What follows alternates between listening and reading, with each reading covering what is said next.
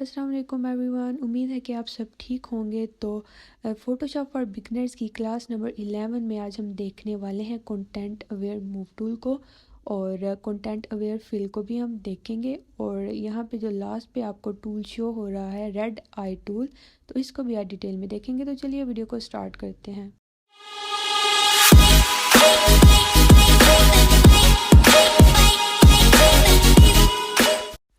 तो सबसे पहले आपने कंटेंट अवेयर मूव टूल को यहाँ से सिलेक्ट कर लेना है टूल बार से, या आप शिफ्ट जे को भी प्रेस करेंगे तो सिलेक्शन हो जाएगी। उसके बाद सबसे पहले जो काम करना है, आपने वो न्यू लेयर को यहाँ से क्रिएट कर लेना है।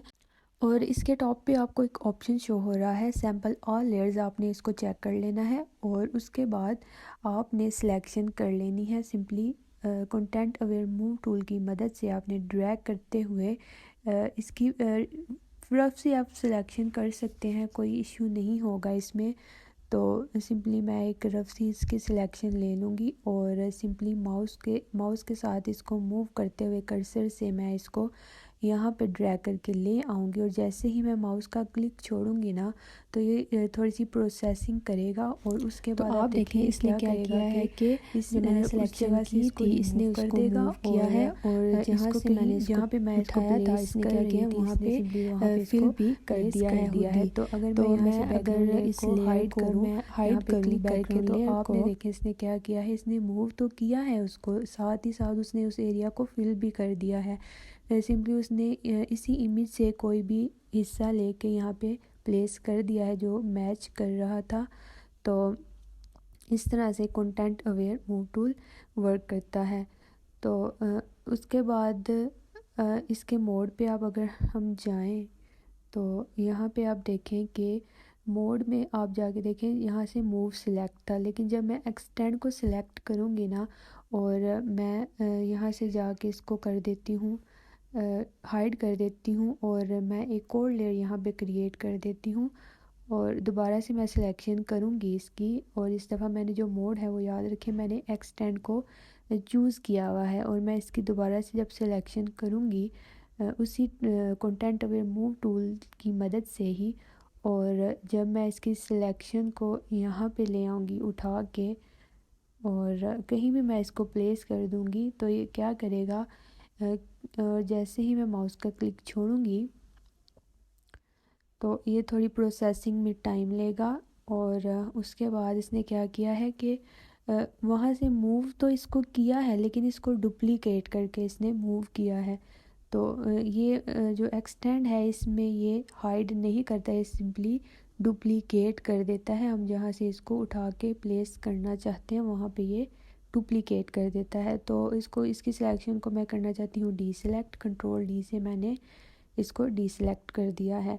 तो मैं अगर इसकी मज़ीद कॉपीज़ भी बनाना चाहूँगी तो मैं इस लेयर के ऊपर सिंपली जाऊँगी और उसको चूज़ करके मूव टूल से क्या करूँगी कि इसकी डुप्लीकेट कॉपी मैं बना सकती हूँ। तो सिंपली मूव टूल पे जाके ऑल्ट को प्रेस करके मैं मूव करूँगी इसको, तो आप देखें इसने इसको मज़ीद इसकी एक डुप्लीकेट कॉपी बना ली है सिलेक्शन की। तो इसके बैक पे थोड़ा सा आपको बैकग्राउंड इसका शो हो रहा है, तो हम इसको भी एडिट वगैरह कर सकते हैं। तो जैसे ही मैंने इसको डुप्लीकेट किया है ना, तो लेयर्स में देखें इसकी एक कॉपी बन के यहाँ पे आ गई है कॉपी के नाम से, लेयर टू कॉपी।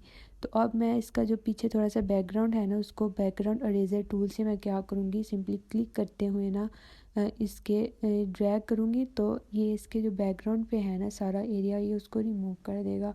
तो इस तरह से अगर हम किसी भी चीज़ को कंटेंट अवेयर मूव टूल से मूव वगैरह करते हैं, एक्सटेंड करते हैं, तो हम उसको एडिट वगैरह भी बाद में कर सकते हैं। अगर बीच में कोई थोड़ा मसला आ जाता है या कमी वगैरह रहती है, तो हम इस तरह से किसी भी टूल से उसमें जो है ना एडिटिंग कर सकते हैं। तो आप इन दो लेयर्स को एक साथ भी कर सकते हैं, इनको मर्ज कर सकते हैं। मर्ज हम कैसे करते हैं, कंट्रोल को प्रेस करते हुए हम दोनों लेयर्स के ऊपर उनकी सिलेक्शन कर लेते हैं। सिंपली कंट्रोल को प्रेस करे रखना है और माउस से दोनों की सिलेक्शन करके कंट्रोल ई को प्रेस करना है अपने कीबोर्ड से, तो ये लेयर्स दोनों मर्ज हो जाएंगी। मर्ज से क्या होता है कि दोनों एक ही लेयर पे आ जाती हैं इमेजेस।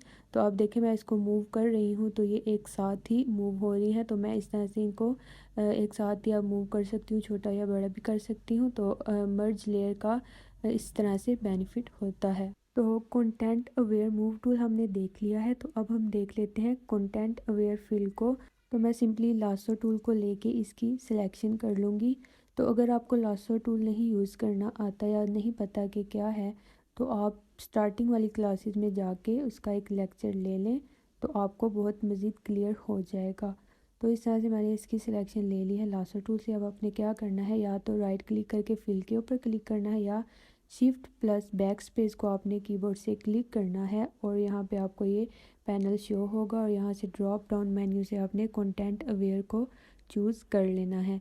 तो सिंपली आपने बाकी कुछ भी नहीं छेड़ना और ओके के ऊपर आप क्लिक करेंगे। सिंपली थोड़ी सी प्रोसेसिंग में ये टाइम लेगा और अच्छा ये क्या करेगा कि ये जिसकी मैंने सिलेक्शन ली हुई है ना, तो इसको ये वहाँ से टोटली ये रिमूव कर देगा, वहाँ से गायब कर देगा और इसकी जगह पे वो अपनी तरफ से फिल करके प्लेस कर देगा किसी भी एरिया को लेके। तो इस तरह से वर्क करता है। तो कंटेंट अवेयर मूव टूल और कंटेंट अवेयर फिल में यही फ़र्क है कि कंटेंट अवेयर मूव टूल तो मूव करता था और मूव करके चीज़ को वो उस जगह से रिमूव करता था जहाँ से हम इसको मूव करते थे, लेकिन कंटेंट अवेयर फिल टूल में वो मूव वगैरह या डुप्लिकेट वगैरह नहीं करता। वो सिंपली जो भी हमने सिलेक्शन की होती है उसको रिमूव करके उसकी जगह पे कोई भी बैकग्राउंड लेके उस एरिया को वो फिल कर देता है। तो मैं थोड़ा जूम करूँगी, आप देखें कि यहाँ पे जब मैंने रिमूव किया है ना सिलेक्शन करके, तो यहाँ पे थोड़ा सा मसला आ रहा है। तो मैं क्या करूँगी, लासो टूल की मदद से मैं इस यहाँ से एरिया को सिलेक्ट कर लूँगी क्योंकि यहाँ से थोड़ा सा ये एरिया ख़राब हो गया है। तो मैंने सिंपली इसकी सिलेक्शन की है और उसी तरह से मैं क्या करूँगी, राइट क्लिक करके फिल के ऊपर क्लिक करूँगी या शिफ्ट और बैक स्पेस को क्लिक करूँगी तो ये पैनल ओपन होगा और कंटेंट अवेयर को चूज़ करके ओके कर देना है। तो आप देखें कि ये इसको प्रोसेसिंग वगैरह करके इसको थोड़ा रिपेयर कर देगा और प्रोसेसिंग में थोड़ा सा टाइम ले रहा है और ये आपको भी टाइम लेगा थोड़ा, तो आपने थोड़ा इंतज़ार करना है, बहुत जल्दी नहीं करनी। तो ये प्रोसेसिंग करके आप देखें कि इसने इसको रिपेयर कर दिया है। सिंपली इसने इसी इमेज में से कोई भी एरिया लेके यहाँ पे प्लेस कर दिया है और उस एरिया जो कि ख़राब हो गया था उसको ठीक करके फिल कर दिया है। तो इस तरह से ये कंटेंट अवेयर फिल टूल और कंटेंट अवेयर मूव टूल काम करते हैं और बहुत ही अच्छे टूल्स हैं ये। अगर हम किसी बैकग्राउंड वगैरह से इमेज को रिमूव करना चाहें या किसी भी ऑब्जेक्ट को रिमूव करना चाहें तो बहुत इजीली ये रिमूव हो जाते हैं। अच्छा मैं एक और बात बता दूं, अगर कोई बहुत ही कॉम्प्लेक्स किस्म की इमेज होगी ना जिसका बैकग्राउंड वगैरह लाइक इतना मैच नहीं कर रहा होगा, डिफरेंट बैकग्राउंड्स होंगे उसके, तो उसमें थोड़ा मसला करेगा सिलेक्शन में। तो उसको हम क्लोन स्टैम्प टूल की मदद से भी फिल कर सकते हैं, उस चीज़ को थोड़ा हम ठीक कर सकते हैं। लाइक जैसे आप यहाँ पे देखें जो नीचे ग्राउंड है तो इसमें थोड़ा सा ना फ़र्क महसूस हो रहा है। तो मैं क्या करूँगी, क्लोन स्टैम्प टूल की मदद से यहाँ से एक ले लूँगी, पॉइंट डिफ़ाइन कर लूँगी और उसको कॉपी करके यहाँ पे प्लेस कर दूँगी ताकि ये सरफेस बिल्कुल एक जैसी लगे कि इतना फ़ील ना हो कि हमने कुछ यहाँ से रिमूव किया है। तो मैंने ये जो इमेज ली थी ना ये इतनी कॉम्प्लेक्स किस्म की नहीं थी, लेकिन अगर कोई इस तरह की कॉम्प्लेक्स इमेज हो कि आपको रिमूव करना पड़ जाए कुछ भी, तो आपने क्या करना है कि अगर थोड़ा सा डिसऑर्डर आ जाता है तो आपने क्लोन स्टैम्प टूल से उसको थोड़ा बहुत रिपेयर कर लेना है। तो थोड़ा बहुत आप खुद से भी एडिट कर सकते हैं। तो हमने कंटेंट अवेयर मूव टूल को भी देख लिया है और कंटेंट अवेयर फिल को भी देख लिया है। तो अब ये जो लास्ट है इसमें हम रेड आई टूल इसको देख लेते हैं। तो इसके लिए मैंने एक इमेज डाउनलोड कर ली थी, ठीक है। तो रेड आई का बहुत ही सिंपल सा काम है। अक्सर इमेजेस में होता है कि इमेजेस में हमारी आई का कलर जो है ना वो एक्सीडेंटली रेड आ जाता है, तो हम सिंपली उसको रिमूव कर सकते हैं एक क्लिक की मदद से। आपने सिंपली उस आई के ऊपर जाके क्लिक करना है तो आप देखें कि वो आई के कलर को चेंज कर देगा और यहाँ पे आपको टॉप पे जो शो हो रही है ना वैल्यूज़, आपने उसी को बाय डिफ़ॉल्ट रहने देना है, आपने उसको छेड़ना नहीं है। तो मैं यही रिकमेंड करूँगी कि आप इसको जो बाय डिफ़ॉल्ट इन्होंने टॉप पे वैल्यूज़ दी हैं आप उनको चेंज ना करें।